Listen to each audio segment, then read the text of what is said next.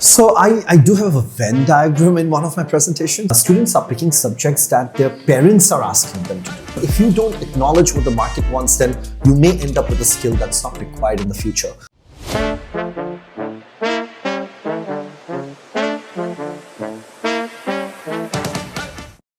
I would like to ask, let's say, to a student who's studying in O levels or A levels, how do they carve out their future? How do they decide কি করতে হবে? How do they come to the decision making ability? How do they decide to convince their parents? এই যে জার্নিটা, যে আমি কোন ইউনিভার্সিটিতে যাব, কেন এই স্পেসিফিক জিনিসটা পড়বো, choosing the right subject, understanding the right career path, and the pressure, এই টাইমে আমি বলি প্রেশারটা যত না থাকে তার চেয়ে বেশিটা মনে হয় বিকজ প্যারেন্টস এটা ওভাবে এক্সার্ট করা হয়। সো এই জিনিসটাকে ও ডিল করা বুঝা, what do you think একটা student should do?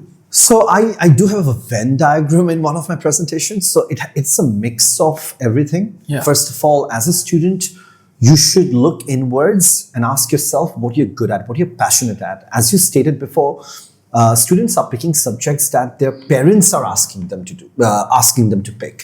And I think that's not the right way of doing so, right? Yeah. So what are you good at? If you're good at bio, please pick bio. If you're good at photography, go for photography or music. That's fine.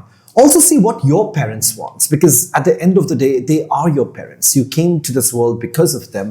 They have more knowledge, they have more experience. Just get some information from them. And then you have to see what the market demands. So it's like a Venn diagram, 3 circles, what you are good at, what you're passionate at, what your parents want. Right? It's like Yeah. And then what the market wants. Okay, so it's a very good mixture of these 3 things, because if you don't acknowledge what the market wants, then you may end up with a skill that's not required in the future. Like my father asked me that you should study marketing, digital marketing, right?